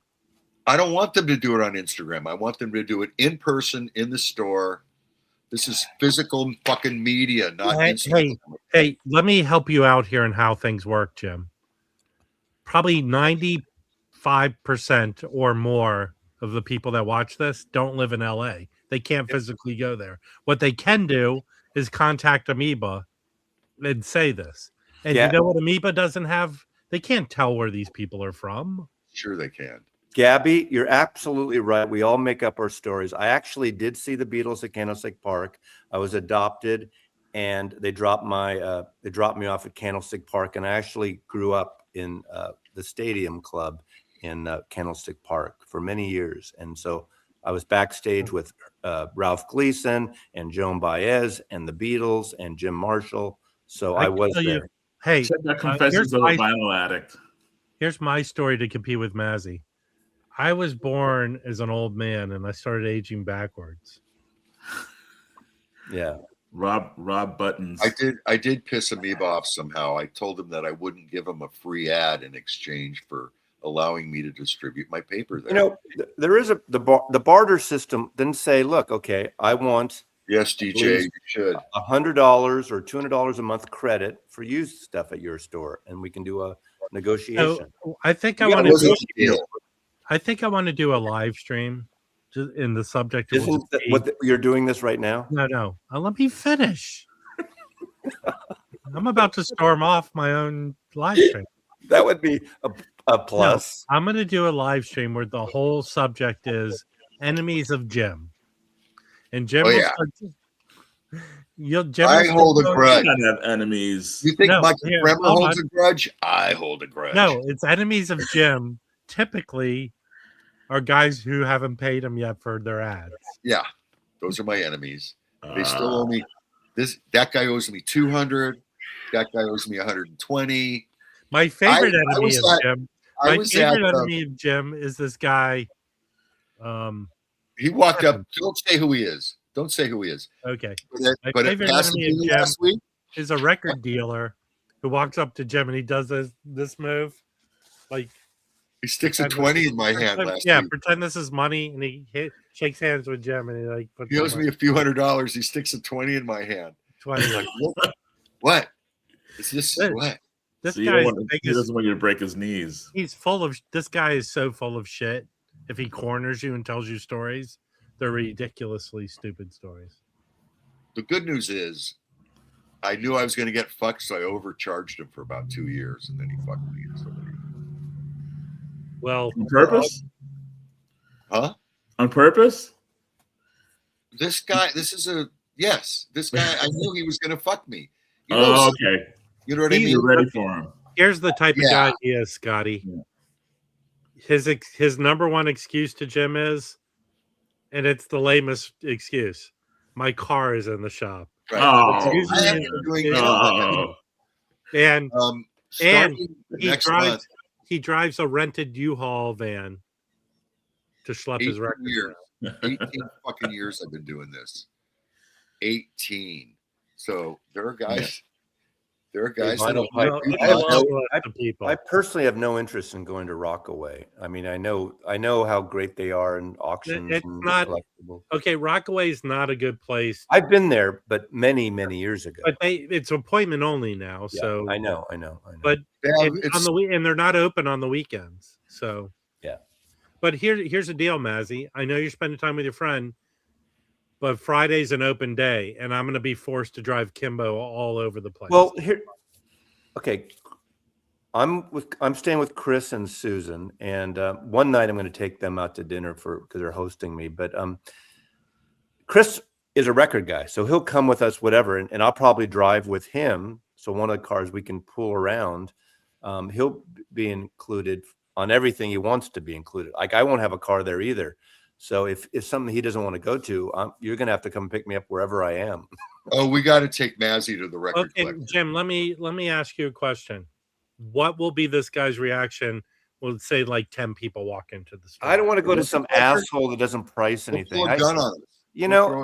That's like taking people. Okay, there used to be a place. I think it reopened finally, but I think it's called Sam Woo's in San Francisco. And if you look online and you Google Sam Woo's, the rudest waiter, it's the rudest waiter in the world. This awesome. Chinese waiter at that restaurant, going back to the 60s, 70s, 80s, 90s. He finally died. He was just the rudest waiter, and people would go to that restaurant. It's kind of like the Soup Nazi, but a real deal. You know, there's that Dick's Last Stand restaurant where they all insult you. Yeah, there's and people like that, and you're kicking me in the ass. It's like, okay, beat me. There was a diner like that in LA, I remember. Yeah, I'm sure there was. You know, this is a little worse than that. The Bevix, is that in Chicago? This is slightly worse than that. In that, Bevix in Chicago. Yeah, this is worse because he kicks you out of the fucking store. Yeah. Really? Chance, Concert Buddy, I think you need to change the trajectory of your show tonight. Talk about where to eat in LA. Okay. Where to eat with large groups in LA. None of those people know the answer. Look, we've only got about a month until this. There's only about 5 or 6 weeks until Final Con. So we should do a whole food thing for the next 6 weeks. I want to do a preview of Surface Noise's live stream tonight. Mazzy, show us on the record where he touched you. I thought it would go over better than that. Yeah, it didn't. Mr. Sticker Mania, have you really? That should be your hold on, Mr. Sticker Mania. That should be your T-shirt.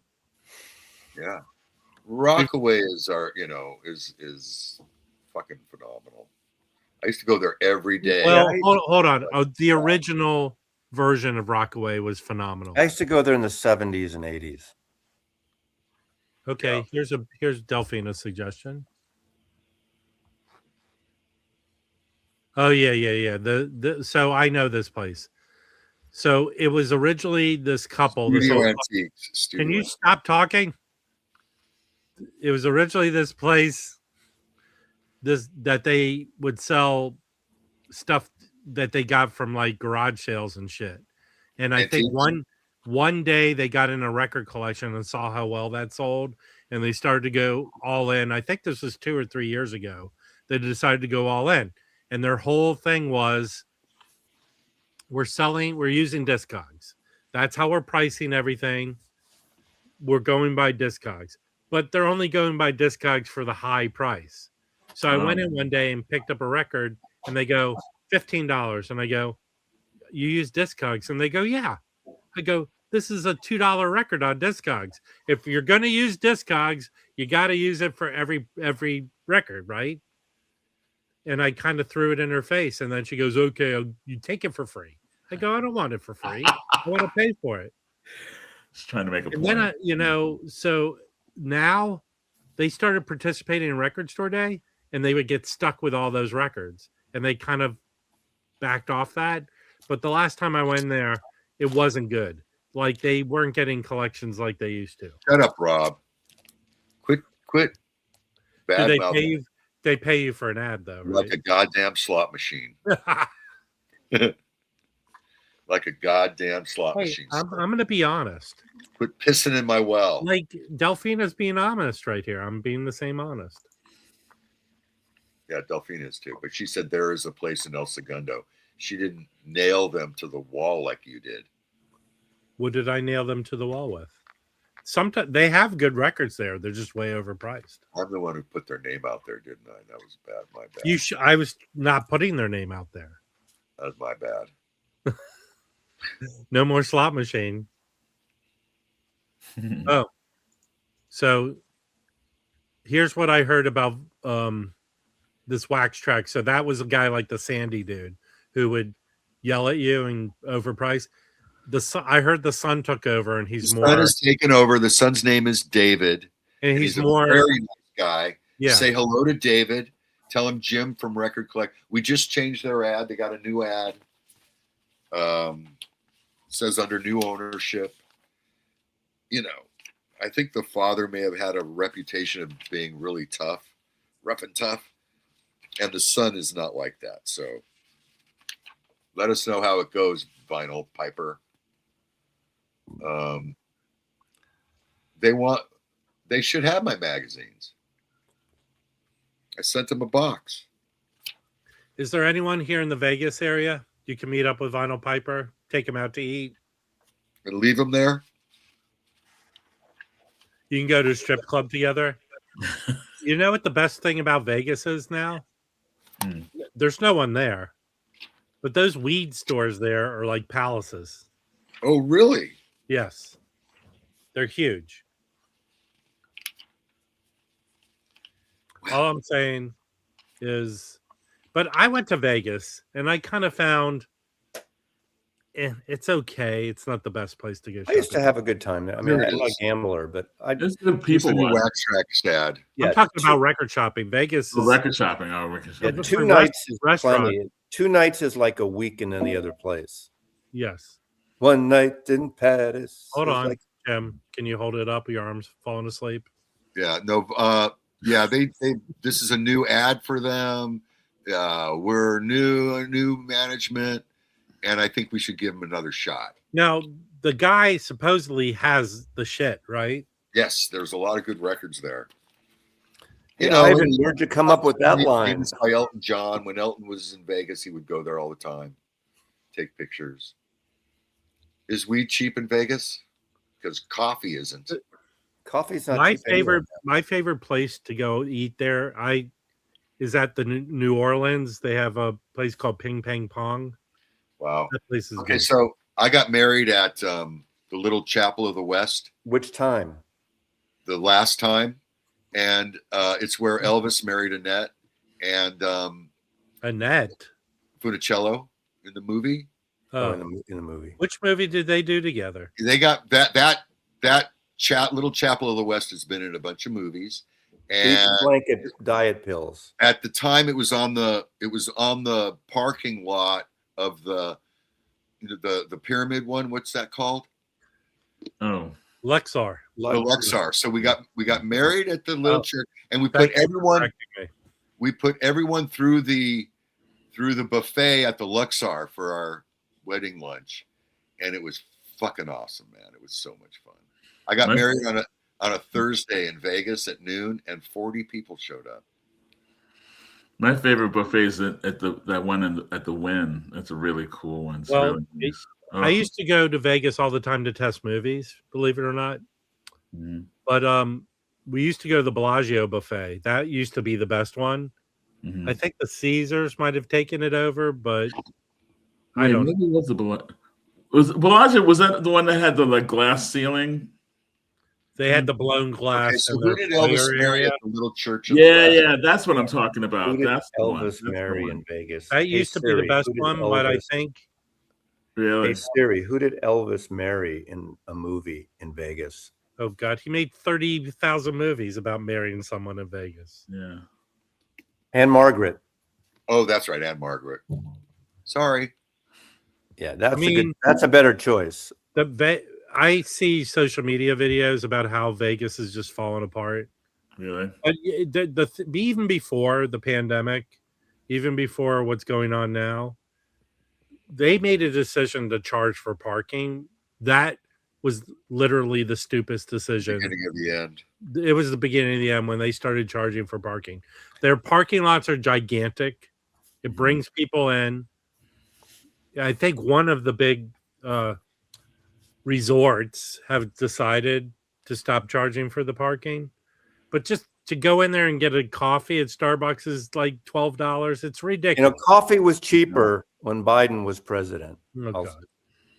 Guess what I just did? I canceled a couple of subscriptions. I canceled my Amazon and I canceled my Apple subscriptions, and I'm now subscribing to Grafeo Coffee. I get £1, £2 a month. Do you get the dark light mix or do you get the dark? I get the mix. Yeah, I think I like the dark a lot, but the dark light mix is the perfect blend. Yeah, it's gotten expensive. I don't get it all the time. It's $25 a pound, but you can spend $20 a pound on shitty shit. Yeah, on shitty stuff. If you really like coffee, and got to get the whole beans and grind it yourself. None of this pre-ground shit. You like grinding. Here I lived in LA long.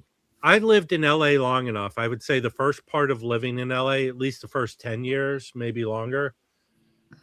This was always when you were just sick of it, and you had a friend. You go, let's drive to Vegas right now, and you could drive to Vegas. Go get a place for $20 for the night.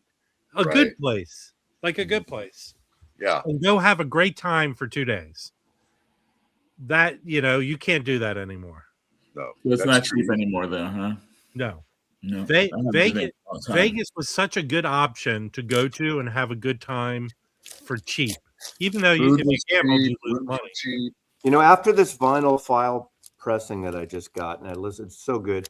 The Vinyl Me Please pressing that I have, I'm trading it to Coffee Julie's for a bunch of coffee beans. He gets Herkimer coffee beans, which are roasted here in Seattle, which are excellent beans. So I'm trading a few pounds of coffee beans for that record. Beans and Badu. Exactly. Mama's Gun. That's a good Erica album. Bean Badu. I wish her live album was on vinyl. Hold on. This is the first comment. Huh? I wish Elliot was here. And then Elliot is here, who's been here. You can gamble in Vegas. Go play, put $100 in quarters into a slot. That was back then. Here's what we used to do, really. A big band came to Vegas. We get tickets to see them. We'd stay there for a couple of days, go see the concert, go out to, because that's what I like.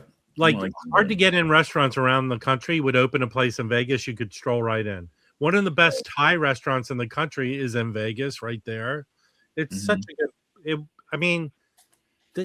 I can't understand how these corporations don't get it and destroyed it. They just fucked it. They fucked it. It's like Disneyland too. It's like Disneyland. It's gotten crazy. Well, at least with Disneyland, it's still packed. I mean, I used to get freebies to Universal Studios, and I would take my kids there just all the time. And I would see people leaving with like $2,000 worth of merch. Like, what the fuck? Yeah, that's crazy. I had a good time when we went to LA once with Joe, my son Joe, and Michelle and I, and actually Michelle's parents, and went to Universal City. We did the VIP one. It's worth it. It's not in those days. I don't know, 20 years ago, whenever it was. It wasn't that expensive considering the whole, you go in the cart, you get in a tour, you get in the VIP lines behind anything. I don't remember. It might have been a couple $100 more, but for the whole family, a couple $100. And it was worth it. You would see and experience more because you wouldn't wait in an hour line, and it was kind of cool. It was well worth it. There, you get the guided tour person. So I had a relative that worked at the Stardust in Vegas from the day it opened, and he came from Cleveland. So the Stardust was opened by the Cleveland mob, and he wasn't like a mobster, but he worked there at the Stardust his whole life. And he saw, that's what Casino, with Pesci, he saw that Pesci character in there all the time. And he said it was much better when the mob ran Vegas than when the corporations ran Vegas. He said it was so much fun. Everybody dressed up. If you wanted to comp somebody, you could. It was easier to whack someone. If you wanted to get someone thrown out, you could. If someone's being, they wouldn't get sued because they'd have their arms cut off or whatever. Yeah, I so want to fit Jim with a pair of cement shoes. He was a dealer. He was a pit boss. Do they do the California residence ticket anymore, Delphina? That used to be a thing. They do California residence. Yeah, but it's. You can get this coffee mug right now. A record store in Costa Mesa and the Factory Records, great little record store in Costa Mesa. The owner of that record store is a degenerate Disney fan. He's got the kind of ticket where he goes like every week just to have dinner and shit. Words ruin music. The problem with organized crime, I'm not against it, but now it's running the country, or we have a mob boss running the country. So it's not as fun in that because he doesn't do a good job at it. It's disorganized crime. You know what I'm fearful of? Yeah. When Massey comes to LA, he might disappear. Ooh. Yeah, you may never see him again. Rob Popeil, he was here in LA. I don't know who that is. Who's Rob Popeil? He did all the crazy shit that he sold on TV. Is it the Shamu guy? He didn't do the shit. Come on, who is Rob Popeil? Hey, listen, I know that he made a movie that I tested. Who? I won't go into the Rob story Popeil about or the Shamu guy. That guy's a weird A1 weirdo. Yeah, he sold everything. I have 2 hoodies, Bill K. Yeah, Massey just has 2 hoodies, everyone. I have 2 At least I have 7 of these track jackets. That's not a hoodie, though. I have 7 track jackets. Yeah, I have 2 hoodies. Okay, so this guy, Rob Popeil, he came up with these pitches. But wait, there's more. And now how much would you pay? But okay, those people in the Bay Area, the guy that just died is Stephen Matthews. Stephen Matthews, if you remember the ads, if you're from the Bay Area, top of the hill, Daly City, he had this stereo store, and it was a Top Hill Daly City. It was started as a small store, and this is during the chains of Pacific Stereo and then later the Good Guys. Oh. And he used to advertise with KYA all the time. And it got to be, I only went once, but because they had this turnstile there and you couldn't walk through the thing that turned me off by, although they did really well. It was one of those early stores that they'll give you credit up the yin yang. So they probably made more money on, getting you credit for this high stereo stuff. But you had to walk through the store with a sales rep. You couldn't just walk around the store alone and things. And I thought I hated that part of it. Harry mentioned this is the Thai. Okay, I didn't know his name. I know the hairspray thing or the black. Yeah. This is the best Thai restaurant in the country. Yeah. You go there and you'll go, wow. You will say that after the meal. Rob Popeil invented and sold the Pocket Fisherman, the Ronco Pocket Fisherman, the Dial-O-Matic, successor to the Vegematic. Yeah. So the dehydrator, giant beef jerky machine, the electric pasta maker, Showtime rotisserie and barbecue. But wait, there's more. You get a Ginzu knife. Yeah, you had a Ginzu. Hey, Jim is upset. I know all that stuff. I just didn't know the guy's name. He saw the Pocket Fisherman and he approached Ron Popeil to sell the Pocket Record Collector. I thought it was. The problem was there's only one pocket guy, it's Jim. Yeah. Ron Popeil. And his daughter was a Zappa groupie. Hard to believe. Ashley? Hey, Jim, can you spray your hair on for all of us, please? My hair on? Yeah. Hold on. I just watched Waiting for Guffman last night, and the one guy's hair with the black hair just greased down on his head. I would like that look. Oof. So have we figured out where we're going to eat? Yeah, we're going to Smokehouse. Smokehouse or the Tam O'Shanter. Those are my choices. Okay. Or, what's the name of the? I trust you guys. I don't know why I do, but I do. Would you trust him, Scotty? Would you trust Rob? Yeah. For food, yeah. For food, yeah. I had to hesitate for a second. But when it comes to hookers, don't trust me. No. No, you know what? I wouldn't necessarily trust. Rob gets lucky once in a while. He got lucky yesterday, but he has not great taste in food. It wasn't a mafia. They had their thing, but yeah. Anyway, I see Rob as kind of a pickier eater. So well, not a picky eater. Rob is an expert You try almost anything in shit food. Yeah. Shit food. But he's got health issues. Hold on. Jim is a picky eater, I think. I would think Jim would be a picky eater. Yeah. I don't like eating shit. We don't eat shit. Jim doesn't like trying you don't know. My dad told me every man must eat a ton of shit in his life and no more. You don't want to eat it all at once, obviously, but I've eaten my max. I'm done. No, I'll try almost anything for food. When I went to Japan, I ate whatever was out there. I mean, the other people were like, ugh. Hey, can we start doing this? I want to do this. I want to create a sticker saying Bobby Gas approved. The pocket fisherman. No, I used to only hate eggplant. That was the only food I wouldn't eat was eggplant. Now, since the current administration, I'm just completely filled with hate. Mm-hmm. I just hate. It used to be only eggplant. I like them. No, actually, hey everyone, we're going to an eggplant restaurant. I don't know if Joe's kidding, but I eat almost anything. I'm not a picky eater at all. No. There's things I don't care for, but I'll try. Have you ever had Rocky Mountain oysters? I have. Oh no. But it's not that I wouldn't try them. I never had them. But hold on, I've had them. You know what? If they brought out a plate of it and didn't tell you what it was, you would eat it. They're bull testicles. Yeah, right, they're usually fried and breaded. Okay, yeah.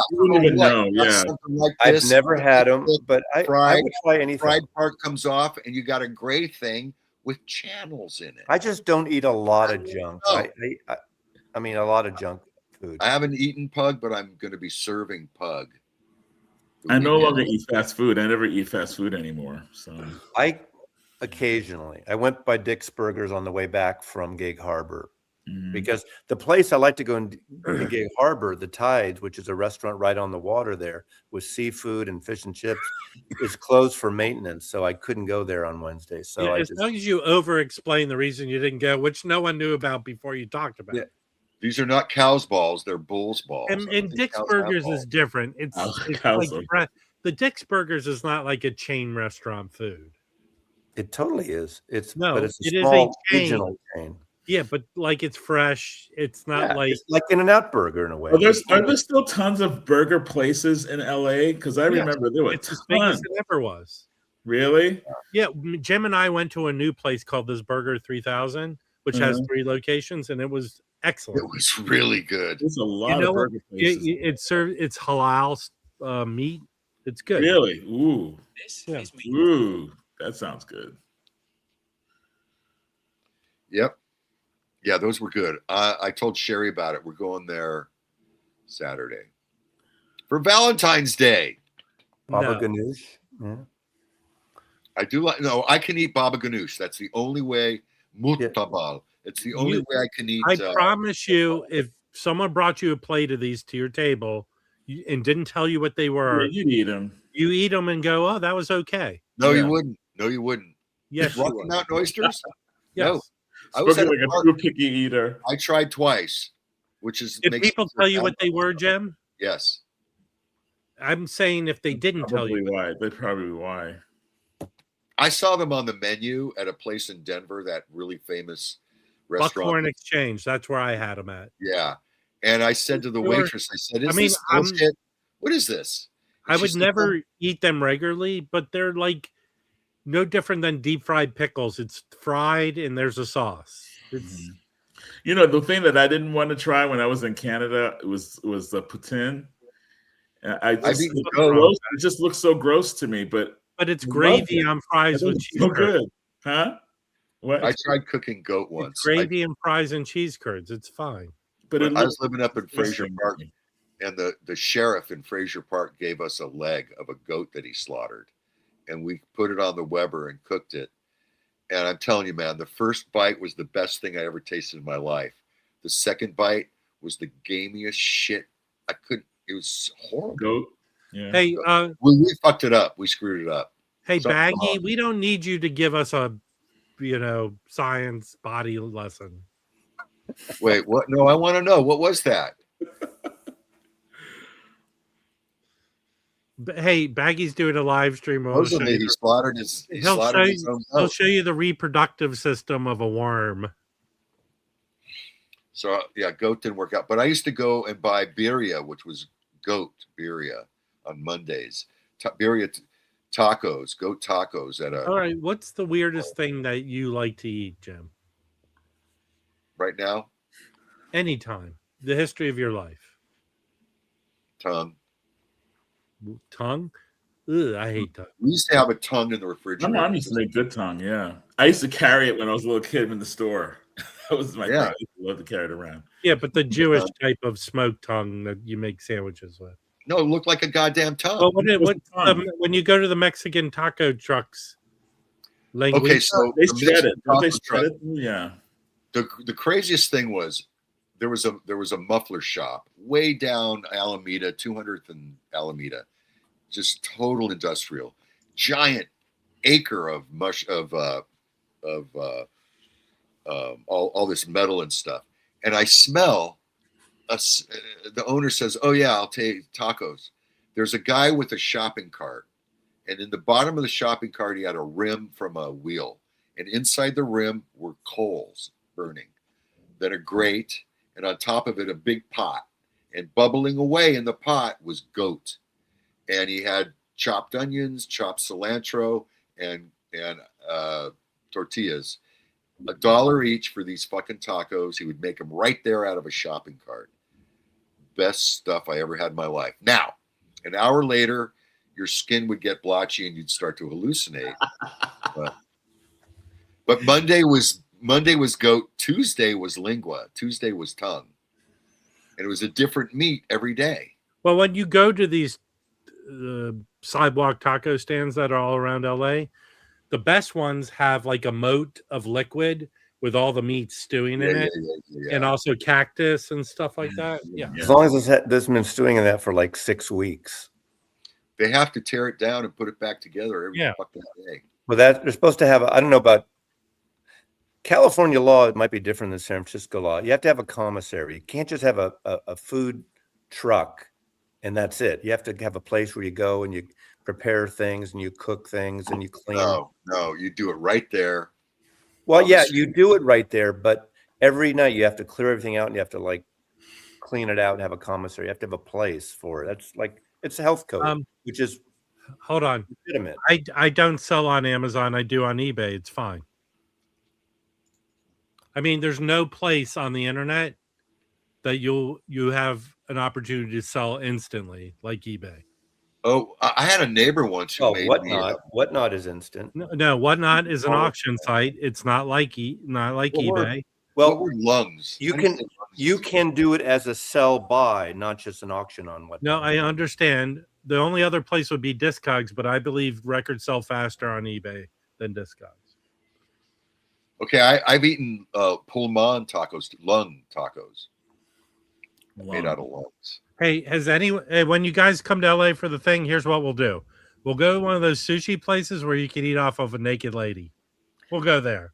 I don't want to be like a tourist and rent a bus and we're all in like a Magical Mystery Tour tourist bus going around Hollywood. But I was thinking of doing that. That won't happen.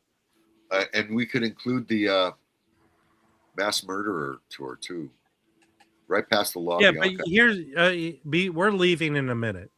Hooters isn't around anymore. Let me give you a preview of Jim's Mass Murderer tour. Over there. Bunch of dead bodies over there. Over there. Bunch of dead people over there. On. He doesn't slow down. He drives by it, and you go, "Where?" Oh, it was back there. By the way, if and don't make jokes about this, Rob. The band Lettuce, if they come to your town, check them out. They've been channeling James Brown hardcore. They've been really good. Really? I'll only go see them if they're with BLNT. No, Lettuce they're killing it, man. They're really killing it with the new album and everything. So I saw them at the Long Beach Blues Festival many years ago. Okay, Tightest fucking band. Have a good rest of your week. If you're planning to come to LA for the VinylCon, let me know so I can figure out how many people to not invite to dinner. Okay? We're going to have to piss somebody off. Yes. Bye. Bye. Ciao.